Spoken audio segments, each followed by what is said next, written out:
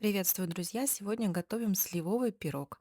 Для этого нам потребуется 2 яйца, мука, разрыхлитель, немного соли, корица, несколько слив, 150 граммов сливочного масла и 150 граммов сахара. Итак, приступим.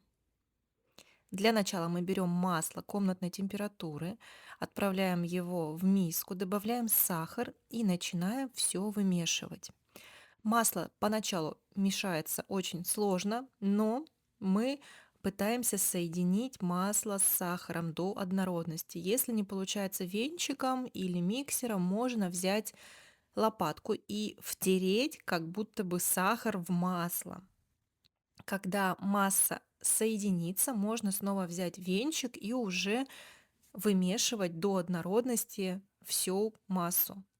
Вот так это все должно выглядеть. Масса должна побелеть. Если у вас есть миксер, то будет намного проще.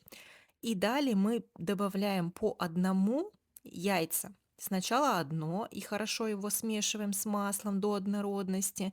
И когда масса вся соединится, станет такой однородной, приятного светлого цвета, мы добавляем второе яйцо и снова все перемешиваем.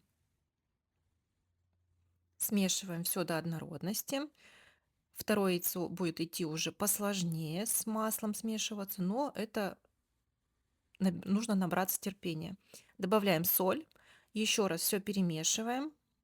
И теперь берем нашу муку с разрыхлителем. Разрыхлителя возьмем 10 граммов и все просеем через ситечко.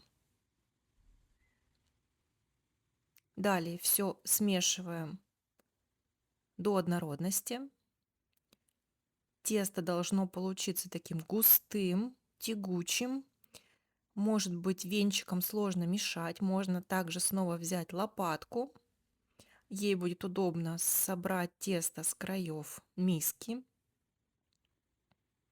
И когда тесто готово, мы берем форму. У меня такая квадратная стеклянная форма.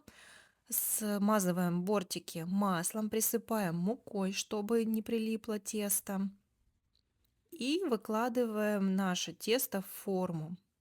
Распределяем все аккуратно по форме. Тесто не жидкое, поэтому нужно лопаточкой будет немножко набраться терпения это все сделать.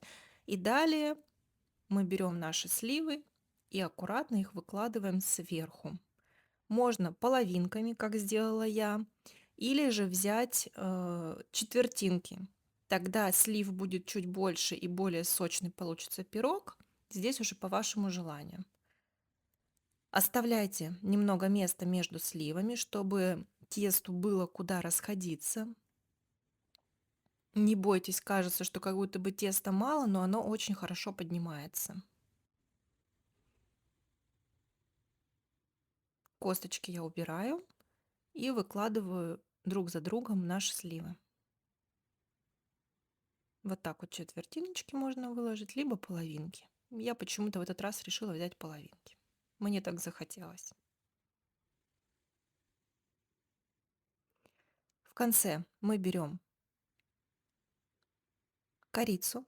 Если вы корицу по какой-то причине не любите, можете пропустить этот пункт.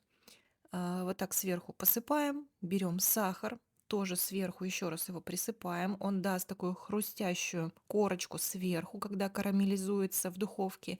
И отправляем в духовку на 180 градусов разогретую примерно на 35-40 минут.